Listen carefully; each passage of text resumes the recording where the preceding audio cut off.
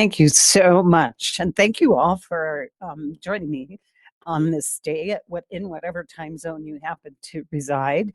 As Dr. Hannah has articulated, I am Doctor of Veterinary Medicine and also a Doctor of Bioethics.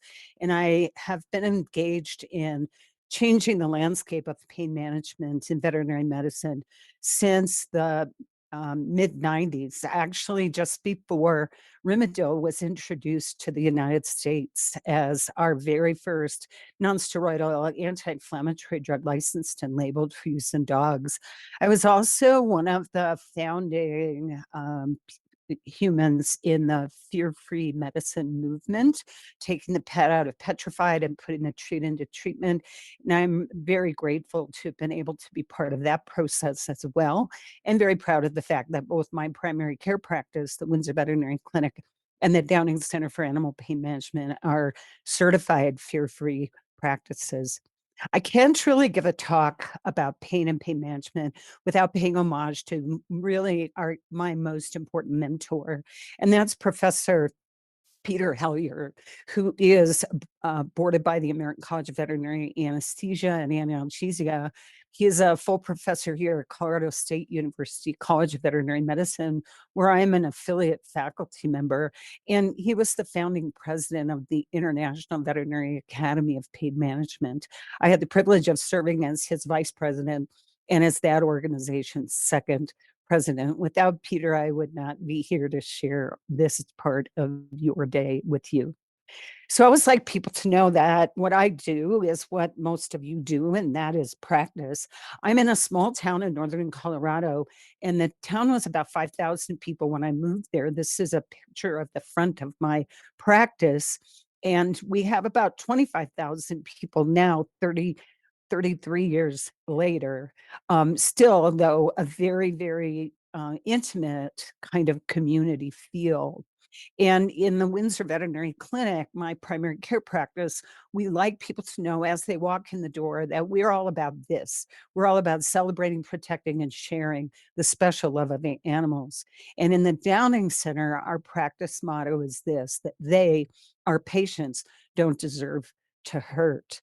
We are all about honoring and supporting and facilitating and lengthening and strengthening the human animal bond.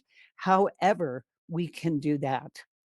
So, in my first iteration, I was a literature major, so I collect quotes from old dead guys. And this is the first old dead guy quote I'm going to share with you. And it goes as follows: Divinum est opus sedare dolorum, which translates directly from the Latin, divine is the work to subdue pain. Galen was acknowledged to be one of the world's first physicians just after Hippocrates in importance. And I like to remind folks that this is really divine work that we do to take our patients and prevent them from suffering. Jeremy Bentham, another old dead guy that I have followed, a philosopher, a contemporary of Rene Descartes. Some of you would know Rene Descartes from Cartesian coordinates and geometry. He's also the philosopher who said, I think, therefore I am. And he took the position that if you can't speak, then you can't think. And if you can't think, you can't feel pain. Ergo, if you can't speak, you can't feel pain. And who falls into that category? Of course, all of our patients fall into that category, but so do infants, so do humans who have difficulty speaking or have lost the ability or never had the ability to speak. Jeremy Bentham said, that's baloney, Mr. Descartes. And instead, we need to be asking these questions. Question is not, can they reason or can they talk, but can they suffer? And the answer, of course, that we know of our patients is absolutely yes, they can. And that is the work that we are called to do. This study was done now a number of years ago, but I love it because these numbers have changed only to increase and improve.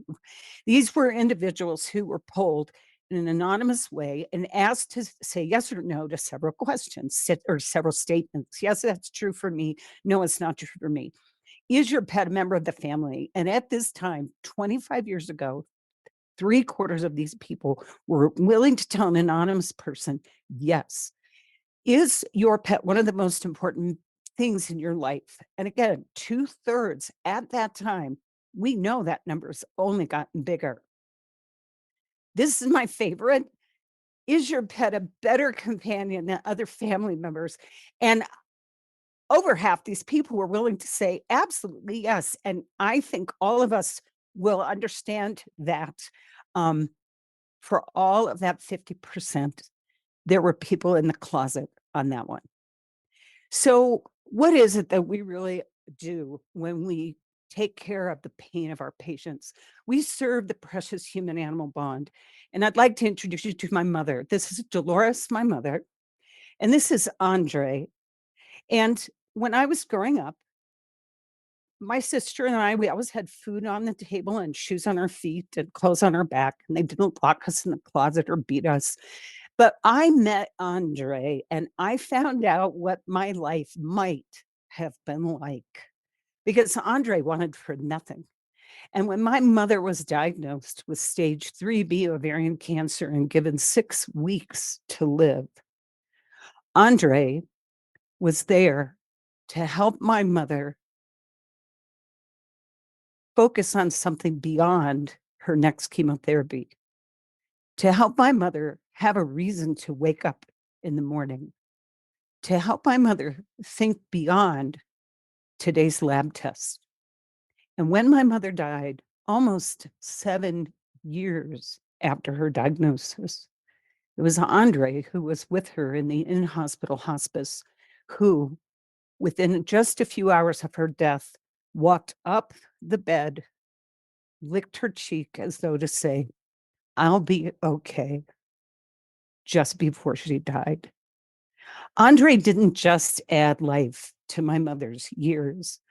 Andre added years to my mother's life.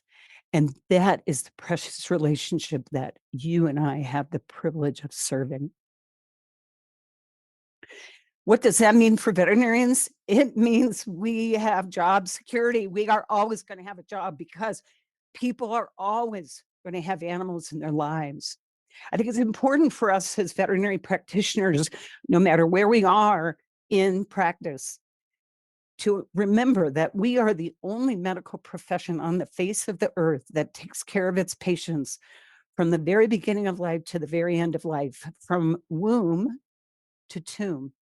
And if we play our cards right, we're going to forge relationships with our clients that will transcend the lives of our patients. What this really means is that medicine should be practiced as a form of friendship. So said Leon Bernard, a French physician from long before there were things like antibiotics.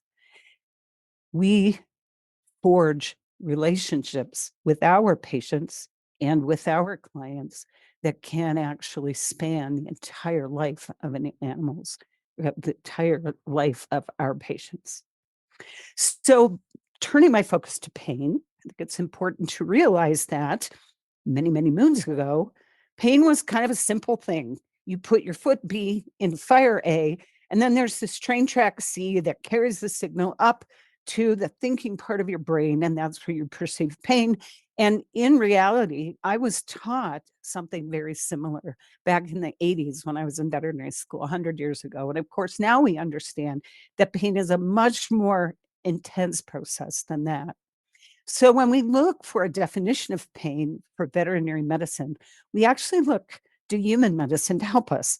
And the IASP, the International Association for the Study of Pain, is where we go for what is acknowledged to be the most accurate and succinct definition of pain.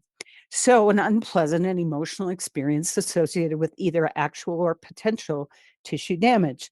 Now, interestingly enough, the second part of this, that the inability to communicate in no way negates the possibility that an individual is experiencing pain and should be treated. This was added decades, decades later, which I find absolutely amazing that human medicine was so slow to understand that people who cannot communicate can still experience pain. So when we think about pain, whether we're talking about humans or non-humans, we understand that it's a fairly complex experience. And there are three really important components to the pain experience. The first is the sensory and informational component. That's the physiology of pain. That's what happens with the receptors and the nerves and the brain and all of that, and the spinal cord and its role. But we also then have the second component, which is the emotional dimension, and this is the suffering component. And when I was doing both my master's and my doctorate in clinical bioethics, there's actually a fairly robust literature about the fact that animals can and do suffer, that they do have a very rich emotional life, and that because they cannot see beyond today, that their pain experience may actually be worse than ours. It is argued that you and I can have a painful experience and we can understand that I'll feel better later today or I'll feel better tomorrow.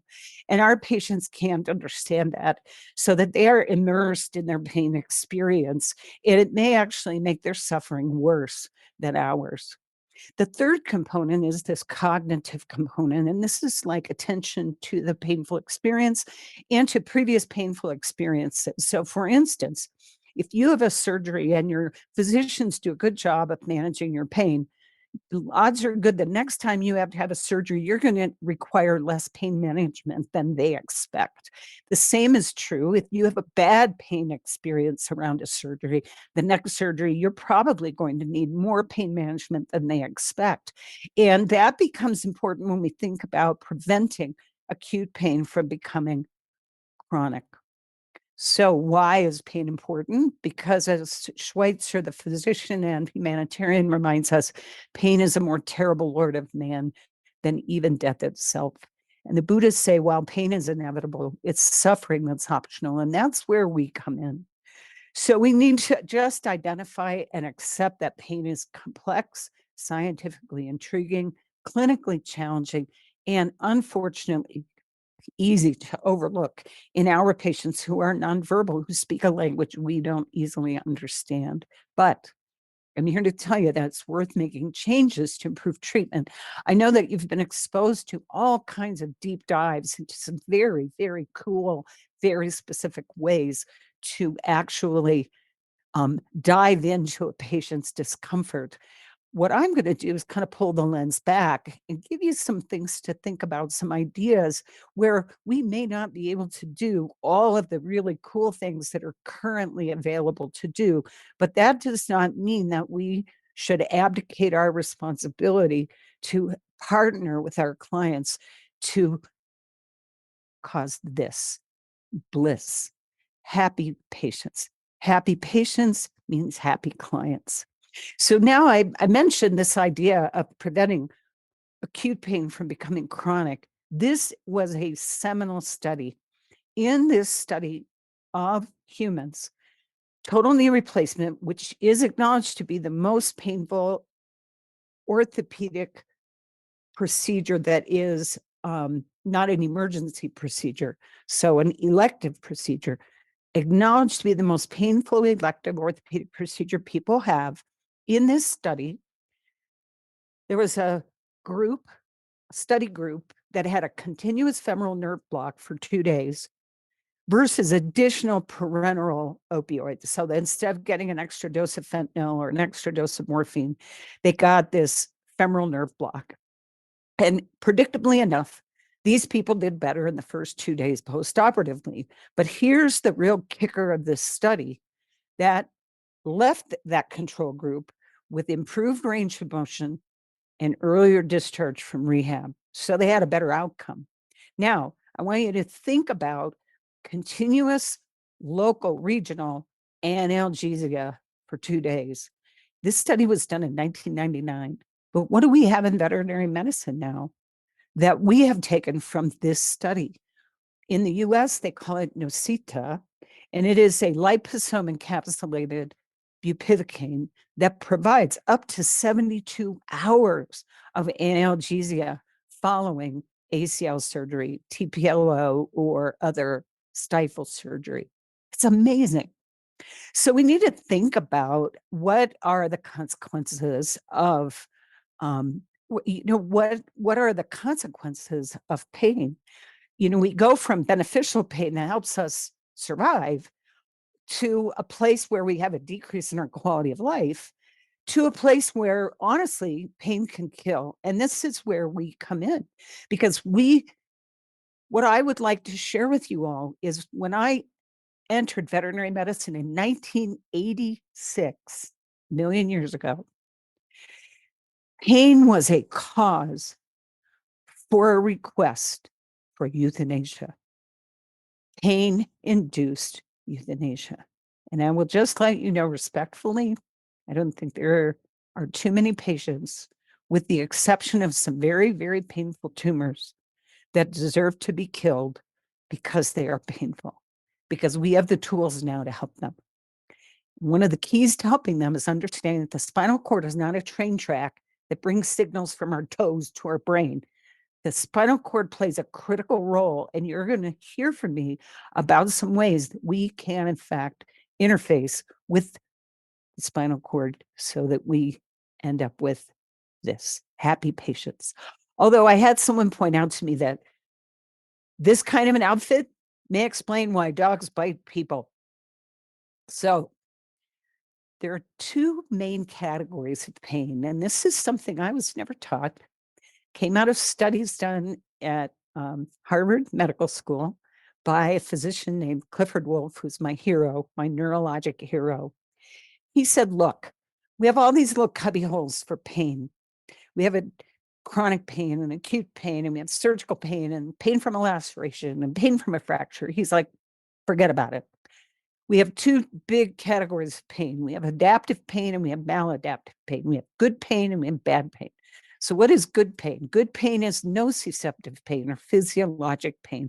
This is the kind of pain we have when we put our hand on a hot stove and our body says, oh, please take your hand off the hot stove before we can even think about it so we don't burn off our fingers. The second form of adaptive pain is inflammatory pain. And this is when we sprain our ankle and our body says, please don't walk on your ankle or it's going to get bad. The problem with inflammatory pain is if it's not managed appropriately, it can lead to, it's a gatekeeper to maladaptive pain. It's a gatekeeper to bad pain, where we can actually end up with spontaneous pain. We can end up with too much feeling, where what should be an innocent touch becomes painful, or even worse, a painful stimulus exerts an outsourced and outsized and outrageous response. That leads us into the realm of maladaptive pain. And Clifford Wolf divided this into two big categories: neuropathic pain, which is spontaneous pain in association with damage to the nervous system. So think intervertebral disc disease, think amputation. I will also want you to think about the chronic pain that comes from osteoarthritis, where the nervous system is subjected to an afferent barrage of noxious signals. This leads to what in humans would be called neuropathic pain. I think we just need to adapt that vocabulary. Functional pain, on the other hand, is central processing problem. So we are going to have a very difficult time defining this, because the way it is defined is in awake individuals, where we can actually image the brain and brain activity. And we just don't have that technology available to us yet. This was a paper that was published in the Annals of Internal Medicine in the year 2004 and is held up very, very well. What we're really talking about when we think about the neuropathy associated with chronic maladaptive pain is this: sensitization of the nociceptors in the periphery, but also in the central pathways. That barrage changes the structure on a microscopic level of the dorsal horn of the spinal cord, and it allows for the body to create expanded sensation of pain in various areas of the body, as well as an increased rate of discharge, which means this is what leads to that spontaneous pain. That is maladaptive pain. And this is my reminder to remind us all that cats are not small dogs. So a lot of the tools that we use to deal with pain in dogs cannot be used in cats.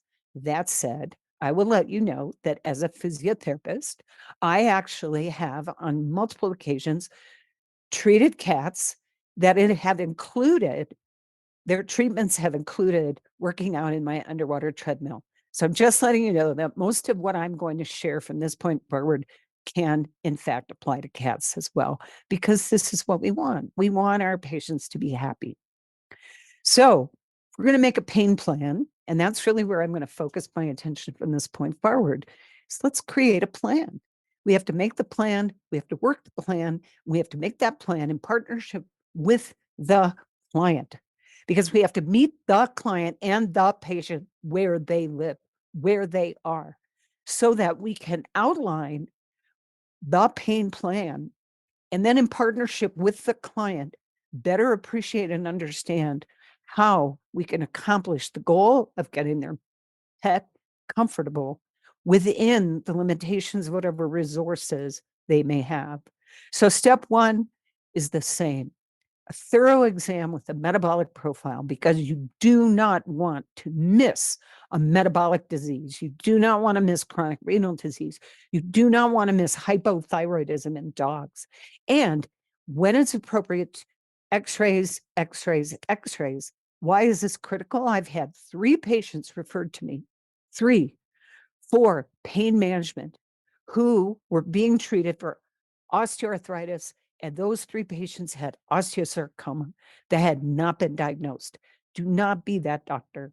We want to treat the treatable, and we want to treat all the treatables. So that means paying attention to the entire patient, practicing what I refer to as holistic medicine, only I spell it WHOLE dash istic, because I'm treating the whole patient.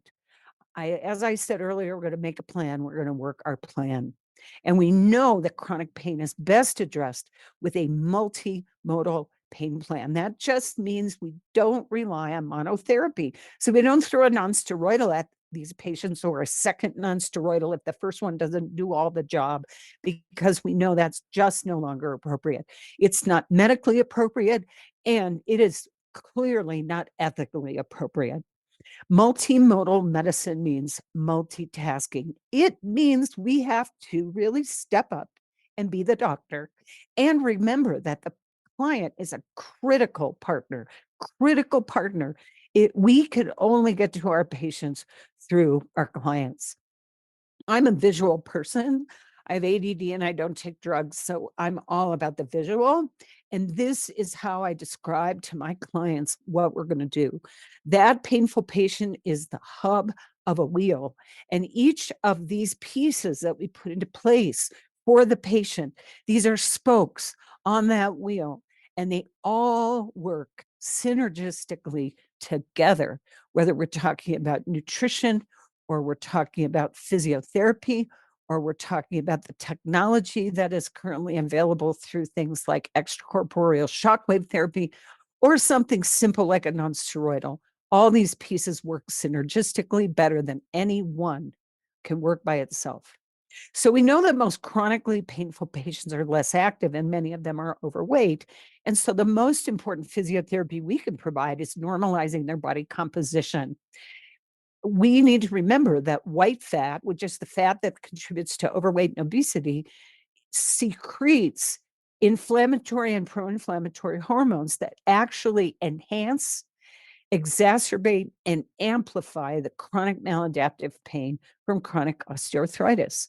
We need to remember to treat hypothyroidism in dogs. I want to encourage all of you not to be bashful about this.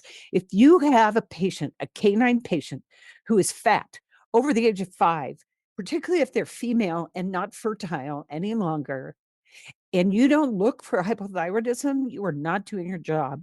And if you find that they have a low thyroid level, supplementing them with not necessarily the dose that shows up in the formulary, but titrating their dose just to put their thyroid level in the middle of the normal range, will make a transformational difference in these patients. And then we need to pay attention to nutrition, because we now have nutrogenomic data, that is nutrition that is utilized to actually modify the expression of genes on the DNA. We now have nutrient profiles, more than one, that will upregulate the lean genes and downregulate the fat genes. It's really our obligation to help these patients in a non-drug way restore normal body composition. Then we have to take that concurrent step of breaking the pain cycle pharmacologically. So I'm going to talk about some drugs now.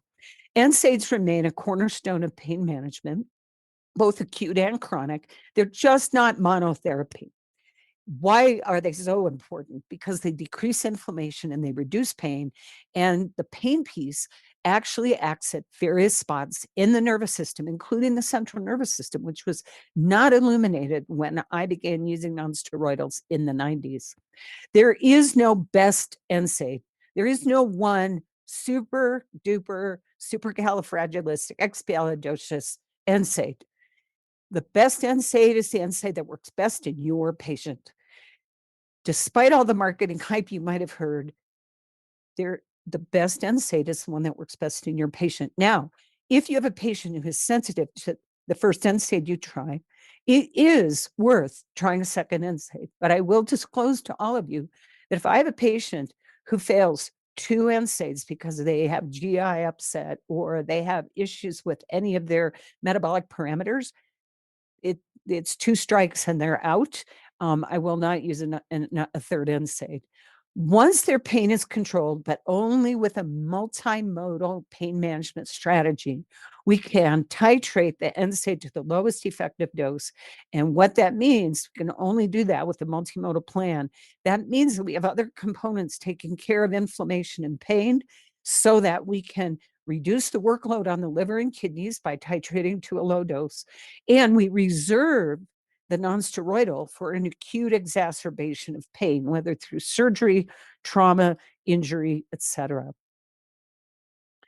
The second tool that honestly I couldn't practice without addresses this piece, the maladaptive pain or maldynic pain. Maldynic pain is pain as disease. Maladaptive pain demands that we target the dorsal horn of the spinal cord. And this targeted therapy concept, this is relatively new in human pain management, super new in veterinary pain management. The tool that does the best job for the greatest number of patients is this one, gabapentin. It affects the alpha 2 delta subunit of the calcium channel in the dorsal horn, so it's exquisitely specific. And it's very important for chronic maladaptive pain in humans. So whether you have shingles or the painful peripheral diabetic neuropathy or the painful neuropathy from chemotherapy, gabapentin is going to be on your palate. But what it means is we have to dose it appropriately. And that means starting at 5 to 10 mg per kilo, 2 to 3 times a day. That is a starting dose.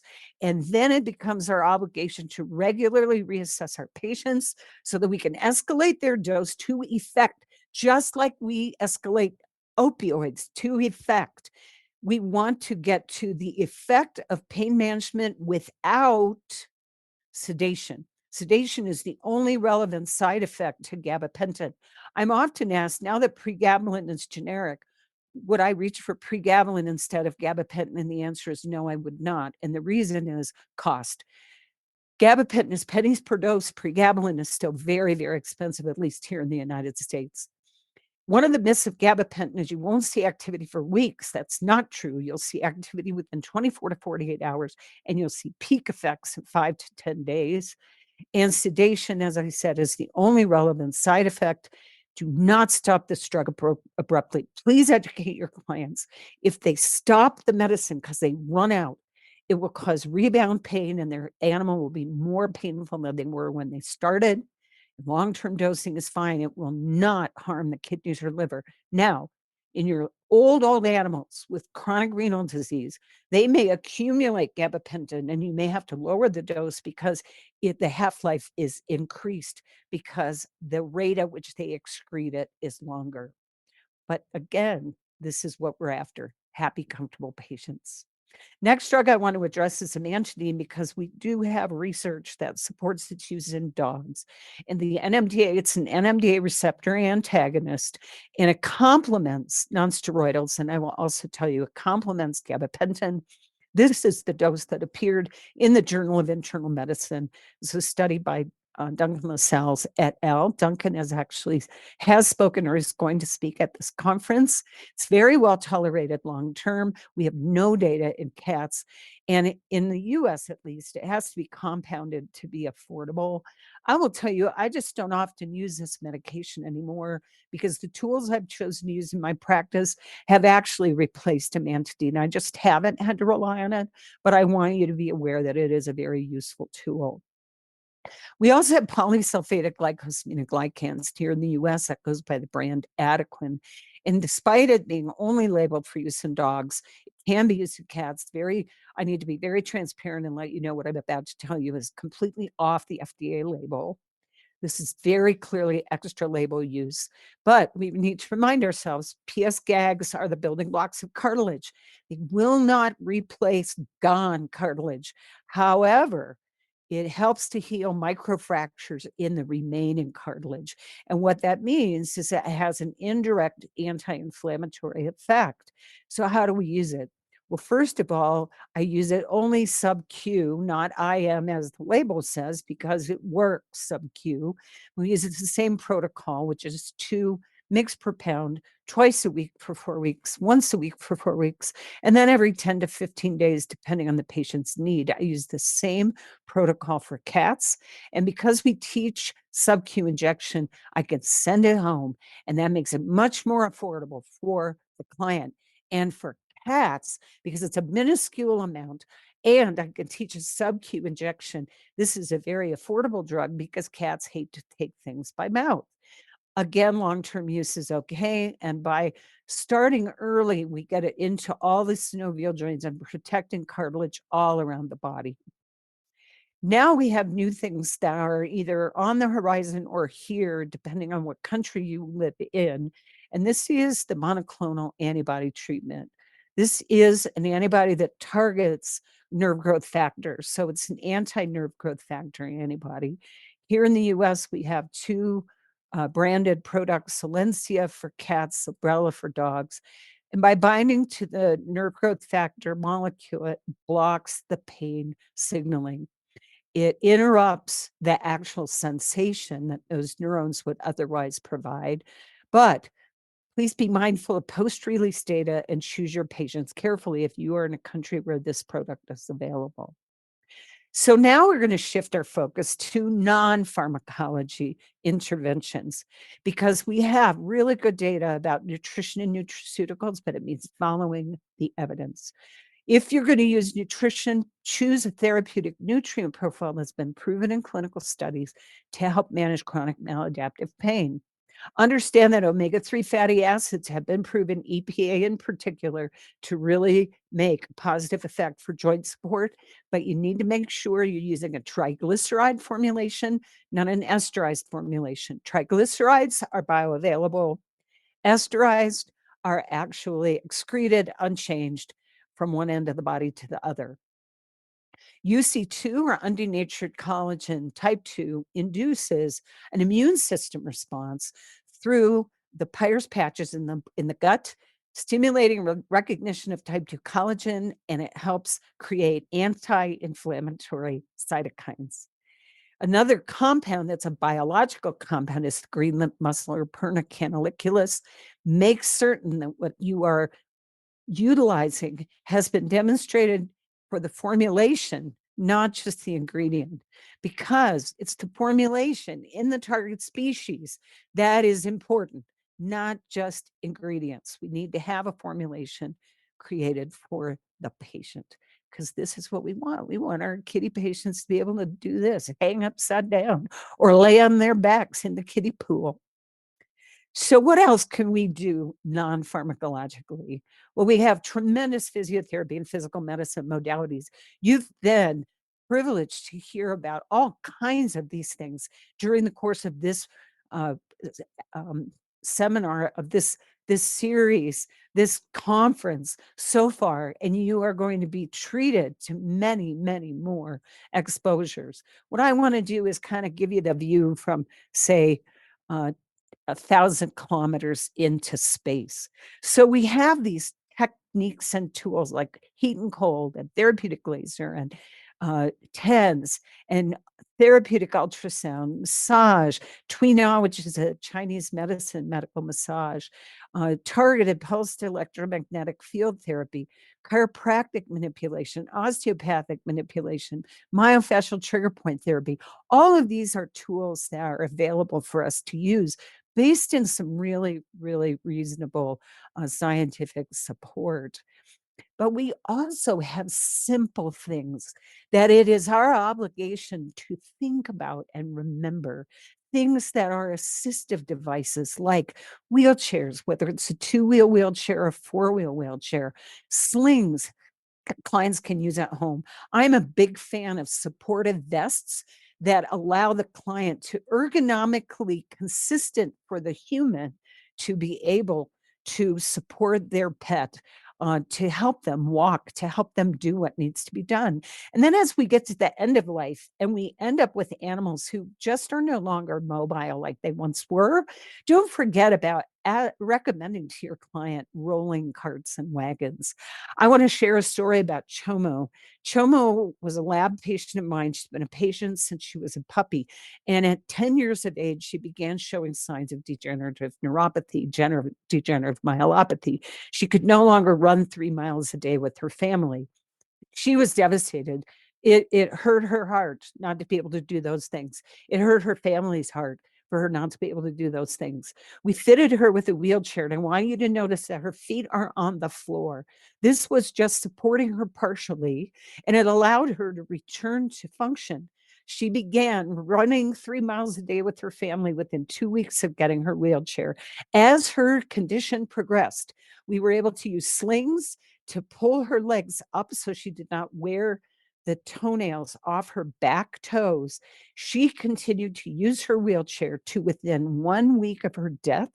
And when she died, she got the wheelchair at 10.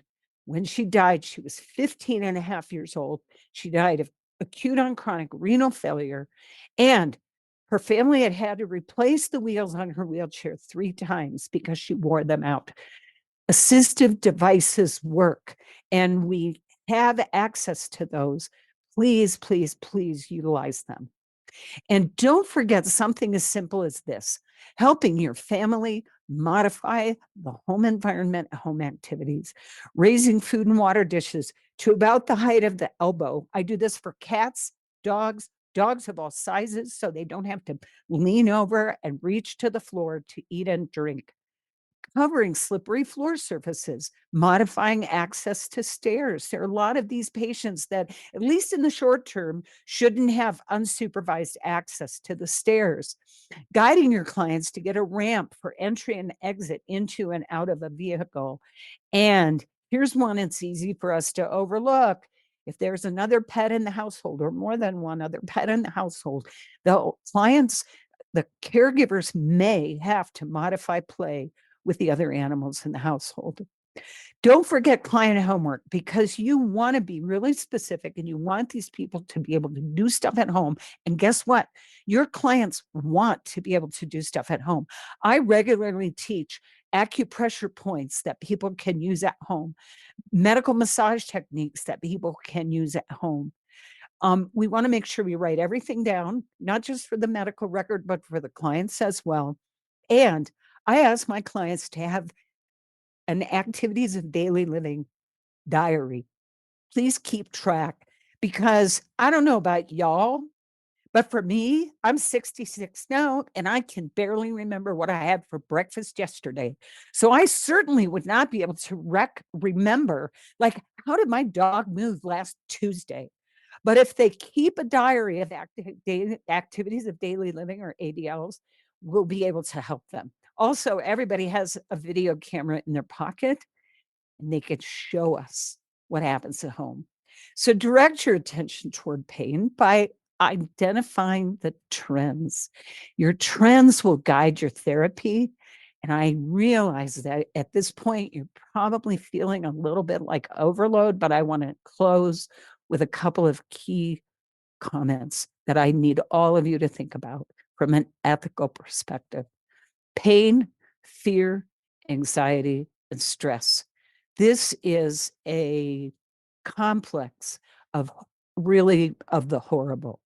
So when we see a patient who presents to us and they present to us with what we consider either unacceptable or untenable behaviors in the exam room, with our ability to work with them, always think about pain, because we have scientific studies that support this concept that anxiety exacerbates pain, and pain in turn exacerbates anxiety. I mentioned this earlier, that animals in pain can only think about their pain right this minute.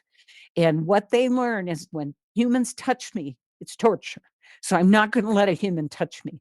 This is why it's so important to look at the whole patient, to ask lots of questions, and then to listen carefully to our clients for the clues that will allow us to know better how is our patient doing. As I mentioned a minute ago, ask for pictures, ask for videos of activities of daily living, of what the household looks like. Old dogs and cats may be fearful of us because they are painful and they know it will hurt us. It will hurt them, excuse me, when we touch them. We acknowledge that animals really can't and don't anticipate or fear their own death, but they absolutely anticipate and fear pain. And so any pet that is reluctant to be handled must have the benefit of our concern that they may be painful. Please, please, please keep an open mind about this, because our moral imperative, this is not a woulda, coulda, shoulda. Our moral imperative is to advocate on behalf of beings who cannot advocate for themselves. And so, with that, I thank you so much for your attendance, for your presentation, for your willingness to engage in my presentation. And I understand, Dr. Hannah, that it's time for us to think about Q&A stuff. Do you mind if I just work through the Q&A box and see You what's there? do whatever you want, you lovely little legend. If Oh, you want to lead your questions, I do want to take the opportunity to say thank you so much for mentioning about the social isolation that our pets feel when in pain. And I think something that people forget, and I've had this posed to me, and I think you'll really resonate with you. Since Cam has been around, some people have been like, oh, we've got bigger welfare issues to deal with. There's bigger problems in the world. These dogs are being fed and they're being watered and they're being cared for. Yeah, concentrate your energies on bigger welfare problems. And I've always thought to myself, actually, it's all relative. If a dog has been loved and handled and adored by a household and they feel safe there, and then suddenly that household hurt them, unintentionally keep hurting them, and mhm, they don't know why. So that owner always used to towel dry them, but now it really hurts. And that mhm, owner always put a collar on, and now it really hurts. And how horrible to live in that confined existence of I right. was once happy here, but now I feel permanently scared. So Yeah, to me, chronic pain, yes, they are being fed, yes, they are being walked, yeah, yes, they are being watered, but I'm sorry. I love the fact that you brought that up. So yeah. thank you. Go for it, mate. Well, You take on these questions. I'm going to respond to your comment, though, before I do that, because what you've done is you've raised a very important issue. So, we all have a colleague named Franklin McMillan who has done amazing work in really illuminating the very rich emotional lives that animals lead, and more importantly, the components that make up suffering. And he's drawn an incredibly important case to identify and articulate that it isn't enough to take care of the environment, food, and water, Mm, that our responsibility and obligation to these animals far exceeds that, that we need to create an opportunity for them to engage in natural behaviors, that we need to create an opportunity for them to feel confident, comfortable enough to to explore their environment, to engage their brains, to have environmental enrichment, which can be really simple. But the mm, point is that without those things, Frank's contention, and he argues it very well, and I'm absolutely in alignment, that we actually inadvertently create suffering. Like, we mm. know our clients don't wake up every day and say, I wonder, so it's late enough in the UK time zone. I think I can say this. Pet owners don't wake up every morning and say, what, I wonder how shitty I can make my dog's life today. They don't wake up and say that. They believe they're doing the right things, but we have an obligation to help expand their thinking so that they can do the right thing better, that they Definitely. can do it better. I've got a friend that you need to meet. You've got to meet Sean Wensley. He is utterly the same. Oh, I'm gonna connect you. But for Please. now, because Okay, you're still working, Robin, I come on, am. get on All with the right. questions. So I have a great question. When do I consider surgery as part of the pain management plan? What a great question. So it depends on the patient. It depends absolutely on the patient. So who would be good candidates for surgical intervention to prevent, to take care of pain? Animals with extensive periodontal disease. They need and deserve to have their teeth out if they're painful. A dog with a very painful osteosarcoma, if they're a candidate for amputation, they should be amputated as part of their pain management strategy. Again, I'm zeroing in on this very specific thing. The rest of the patient has to be a good candidate for this. Or if you are in an area where you can have access to radiation therapy, palliative radiation is a great choice. Or tumor debulking. There are times when we can have a tumor that is a bad actor. It's oozing, it's painful, it's bleeding. We can resect that tumor, understanding that we are not curing the disease. We are doing a palliative surgery and we are taking care of that pet's. We that's one facet of taking care of that pet's pain. Now, what about if I've got Silencia and a nonsteroidal on board and it's not enough? Well, and also on gabapentin, it's not enough. Respectfully, doctor, your gabapentin dose is woefully inadequate. We dose gabapentin to effect, and the only thing we want to avoid is sedation. So please, just escalate your gabapentin dose. Where can you get more information about nutrogenomic therapy? Nutrogenomics was really identified by the nutritional scientists at Hill's Pet Nutrition in Topeka, Kansas. So if you reach out to your country's Hill's Pet Nutrition representatives, they can hook you up with data. And I think will open your eyes to this whole transformative way of thinking of clinical nutrition. How does memantine compare to amantadine? It's more easily available and significantly cheaper. I must disclose of this, I know nothing.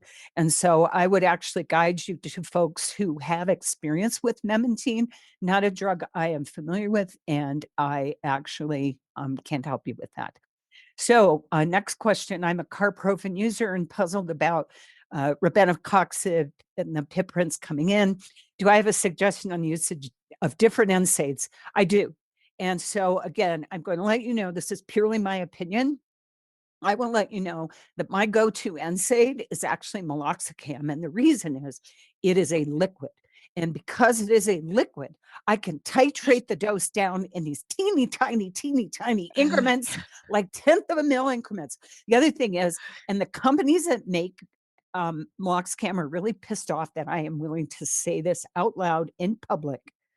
I never use the syringes that come with the medication. I always use calibrated oral dosing syringes. Why do I do that? Because I am anal retentive and I am a precision doser of drug. And I want to be able to make a precise dose that meets the need of that patient at that moment. And so I will not sit here and tell you that robenacoxib is a bad drug and carprofen is a bad drug. I still use those drugs, but I don't typically use them for my long-term chronic use patients because I want to be able to titrate dosing in a very precise fashion. What was the 72-hour lasting pain relief? This is a liposome encapsulated bupivacaine that in the United States goes by the name Nocita. It is actually available for human use now. And what happened was it was being evaluated in dogs for human use by a branded product whose brand name escapes me. And because it performed so well in the study dogs, somebody got the brilliant idea that perhaps we could create a product that would be suitable for dogs. It is actually made I am escaping. I'm really sorry. I'm That's okay. 66, and the manufacturer fell absolutely out of my head. So I'll have a quick look. all right. Thank you. Pertinent comments, living in the now. Can you briefly comment on the therapeutic importance of the placebo effect and the lack of it in dogs? Okay, I'm so excited somebody said this because it's bullshit. There is a placebo effect in dogs and in cats. And this blew my mind.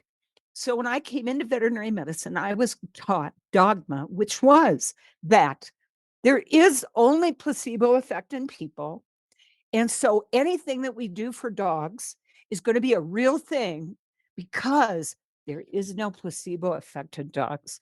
And the answer is yes, there is. And it's been proven in multiple studies that that the client changes their interaction with the animal and it creates a therapeutic effect that the client is blinded to. So their perception is that the animal is doing better and, in fact, probably is doing better, but not because their pain is being relieved, but because the relationship, the therapeutic nature of the relationship with the guardian has changed. So it is really, really important for us to understand that there is, in fact, a placebo effect. So be careful, be very careful that we aren't relying only on placebo effect to assess our patients and say, yes, they're better. We need to use our hands. We need to use a careful palpation exam. I wrote an article that appeared here in North America in the Clinician's Brief Journal. It is an open source article and it is called Managing Chronic Pain in Dogs. And if you were to search chronic pain, dogs downing, it should come up on any internet search. And in it, I actually put into our literature the very first identification of a careful palpation pain exam that has served me very, very well and has served thousands of colleagues as well. And if so, Dr. Hannah, if you reach out to me after the conference is over, I would be happy to send you any resources that anyone requests. Well, you're coming Or back on cam. You're a regular now. ah, It's happening. so um, so I get a comment here about what's my approach with dogs that are difficult to handle but are likely painful. So we can't prescribe drugs before we meet our patients. So I meet them and I actually see how they behave in a kind of a global way. And I will actually send those patients home for just a day or two, reschedule them, and I will send them home with an anti-anxiety dose of trazodone that they will take before they come and see me so I can actually get a better assessment of how uncomfortable they are. And typically that is enough for me to get the data that I need from my physical exam to make reasonable decisions about where do we start with a pain management strategy. Now, only a handful of times have I had patients that are in fact painful at a level that I can't actually get, like I can't get the blood sample that I really need to do a metabolic profile. I will actually reach for a combination of a nonsteroidal and gabapentin for about a 3 to 5 day period because I know I can't hurt them. With a 3 to 5 day course of a nonsteroidal, I can't hurt them. They will come back. I'll get my blood sample. We'll do our metabolic profile, and then I'll make the rest of the plan. That was an excellent, excellent, excellent question. Thoughts about CBD. So we are getting more and more data about CBD. Cannabinoids are definitely something that we need to be considering here in the US. In the next lecture is Oh, is it CBD. really? Oh, yay. Then go to the next lecture because you're going to get much better data than I will be able to provide. It is, we did a pilot study in my pain practice on an up and coming CBD product here in the United States that performed very favorably when compared with a nonsteroidal anti-inflammatory drug. So we're knowing more and more and more. Steven Sital is someone you need to know about. He's a veterinary nurse who, with multiple credentials, has dedicated his career to changing the landscape of CBD. And someone has affirmed that by not providing enough analgesia pre and post op, we create chronic pain patients. Yes, we do. And we have rock solid science that tells us that. How can we help our surgical colleagues understand how painful stifle surgery may be? So the short answer is there are many, many people in the world, not just in veterinary medicine, who have the attitude of, please don't confuse me with the facts. I've already made up my mind. And so it is up to us to educate our clients that they probably need to see us shortly after they have an orthopedic procedure so that we can actually better manage their pain. And someone asked about gabapentin and sedation. If you encounter sedation, titrate your dose down. There are compounding pharmacies that I use here who will make liquid gabapentin in whatever concentration I choose. And I can then titrate the dose of gabapentin like I titrate the dose of meloxicam. And so I'm also asked my opinion on Zorbium, which again, please pardon me, something with which I have no experience. Compared to Nocita, I am ill-equipped to make a comment. And don't NSAIDs eventually end up making arthritis worse if they are a sole monotherapy drug? Yes, they do. Rock solid data about that. As I have evolved to use nonsteroidals, hasn't been an issue. OA is going to progress no matter if we do something or nothing. It's about how quickly it will progress. And by breaking the pain cycle, our patients can use their joints. We know if we use it, we don't lose it. Use will actually prolong the life of the joints. And so I'm looking at the clock and thinking we're like at 1 minute before the next session. So I I, cannot I, thank you enough. do you know what, you though? You've done it. You've answered all the blinking questions. This lady, just before she went live, said, Hannah, you don't need to worry. I've got my clock. I'm very good at keeping to time. I've got it in order. Just let me be. And I was like, I'll just let you be. you, you nailed it. Absolutely nailed it. So thank you so much. The love on the chats is insane. Insane. I hope it's okay, but I've said to people that they can contact you via your website, which is Downing Medical Center based in Colorado. That's how I stalked her. I managed to get hold of her via her website. So let me say, if I may, my email, Dr. Robin at downingcenter.com. Perfect. So should Perfect. we get that? Let's get that into the chat now. So dear Dr. Robin at Downing Center. Let me get it. How do you spell it? I'm getting there. I'm going to type it in right You now type it in. You at type it in. And while you downingcenter.com. do that, I'm just going to say thank you everybody for attending. We hit the dizzy heights of way over 400 people just in the room. There's going to be many, many more in the lobby. Fantastic live, and there is more to come. We're going to have a 15-minute break now. Then we've got Connie Mosley. Oh, I love Connie Mosley, and Eric Troncy joining us after the break. For now, Eric's one of my favorites. He was a founder of the IVAPM with me, and I miss him. I know, I know. Thank you, Elanco, for sponsoring this talk. Elanco have been a headline sponsor, really, really supportive at bringing this day, the 3 days together. So for now, I'm going to say goodbye and we will see you in the next talk. Take care, lovely people.